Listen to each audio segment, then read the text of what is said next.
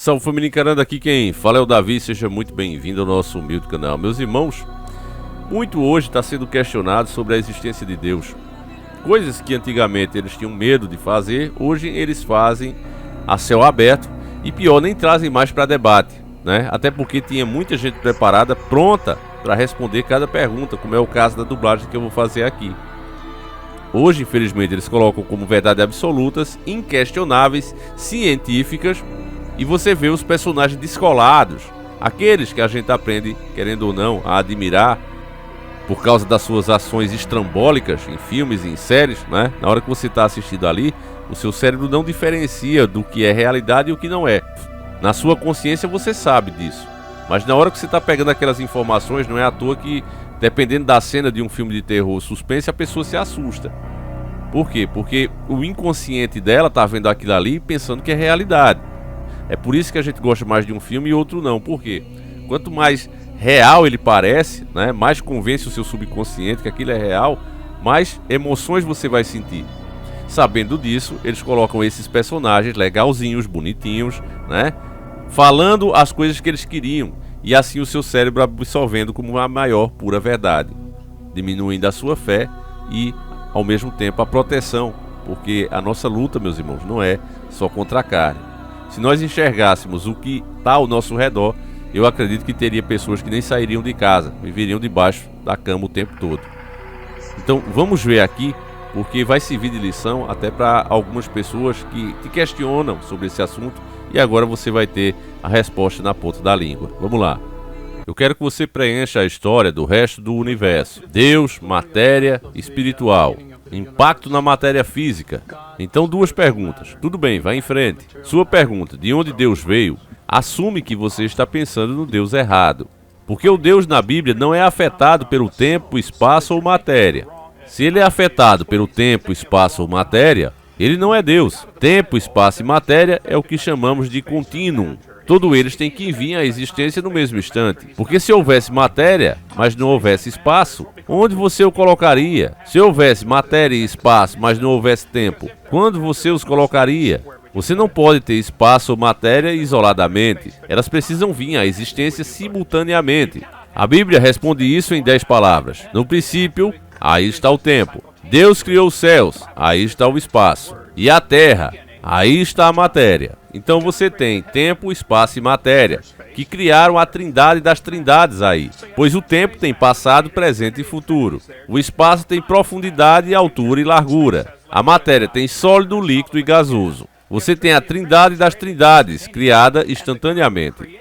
E o Deus que as criou tem que estar fora delas. Se ele é limitado pelo tempo, ele não é Deus. O cara que criou este computador não está no computador. Ele não está correndo ali dentro, mudando os números na tela, ok? O Deus que criou este universo está fora do universo. Ele está acima e além disso. Ele não é afetado por isso. Assim, para o conceito de que uma força espiritual não pode ter nenhum efeito em um corpo material.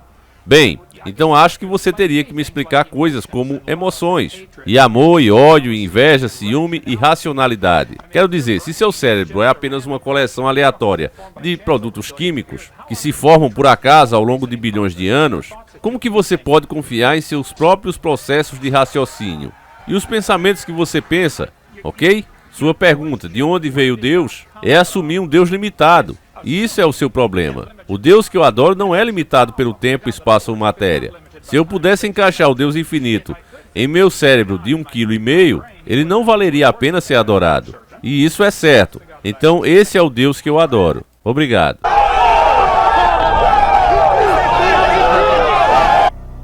Sensacional, né, meus irmãos? De forma inteligente, educada, o especialista simplesmente acabou com eles.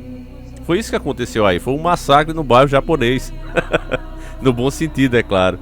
Porque, meus irmãos, o grande problema hoje das narrativas é essa. Eles criam uma regra, pá, e dentro dessa regra você já perdeu. E o que esse homem fez, por isso é que ele deu esse show, foi justamente sair da regra. Os cientistas dizem, olha, Deus não pode existir, porque quando foi criado o espaço e tempo, não teria lugar para ele nesse meio. Aí foi quando ele deu o exemplo do computador. O próprio Stephen Hawking, né, falou muito sobre isso. Olha, eu até assisti as palestras dele. Ele dizia, não tem como Deus existir. E na mesma hora me veio a resposta que esse cara deu. Só não deu o mesmo exemplo. Mas ele disse, olha, não tem como Deus existir, porque não havia nem o espaço, nem o tempo, nem a matéria. Ora, mas o cara que cria o computador, ele não está dentro do computador. Ele não tem nada a ver com o funcionamento da máquina. Ele vive em uma realidade totalmente oposta à de um computador. É a mesma coisa Deus. Se ele teve a habilidade de criar o próprio espaço, o tempo e a matéria, é óbvio que ele não faz parte dela. Ele está acima dela. Então se você se limita... Não vou falar mais alguma coisa, porque senão vão achar que eu sou idiota. Se você se limita a isso e aceita a regra do sistema, é aí que você perdeu. E vários assuntos hoje estão colocados assim, meus irmãos. Não é à toa hoje que você tem homens dizendo, né, que querem ir no banheiro feminino porque se sentem uma mulher, e os abusos contra as mulheres estão aumentando. Mas ninguém tem coragem, principalmente os próprios parlamentares eleitos, para impedir que esse tipo de coisa aconteça, seja legal. Eles não têm coragem de contra-argumentar porque seguem essa regra básica. Os caras não provaram cientificamente nada, mas dizem, olha, existe não sei quantos milhões de gêneros. É o que nós estamos dizendo. Aí a gente diz, ok, tá certo. Não pode dizer ok, tá certo. Tem que dizer, cadê as provas disso? Qual é a célula que vocês encontraram que prova isso? Se vocês não encontraram nada, não tem provas científicas disso, o que vocês estão falando não passa de uma teoria. E como teoria, nós podemos debater e, seguindo o consenso de fazer sempre o melhor para todos, sendo realista, sabendo que nem Jesus Cristo agradou a todos, você tenta criar leis, criar um ambiente que inclua todo mundo, obviamente, mas que não ofenda a grande maioria. Que é o caso. Se um indivíduo quer usar um banheiro e outros 5 indivíduos que estão ali dentro vão se sentir ofendidos, eu não vou desagradar a 5 para agradar um. Eu faço uma lei que agrade os 5. É assim que funciona, é assim que sempre funcionou, mas hoje não. E existia algumas coisas atribuídas a uma elite chamada por muitos de Illuminati, os Iluminados, que hoje é tratado como teoria da conspiração. Mas tinha cartas, manuscritos desses caras que a gente chegou a ler aqui. Hoje é dificílimo você encontrar. Mas dizia o seguinte, que uma minoria organizada vai sempre suprimir e superar uma maioria desorganizada. E é assim que está a sociedade. As pessoas acostumaram que, por elas terem a razão, as coisas seriam feitas da forma correta. Tá aí a grande prova todos os dias que não é assim. Nunca foi assim e nunca será assim. Hoje as boas coisas que ainda se tem não foram conquistadas com as pessoas pedindo por favor. A grande realidade é essa, meu irmão. Pesquise a história de qualquer país que você queira pesquisar.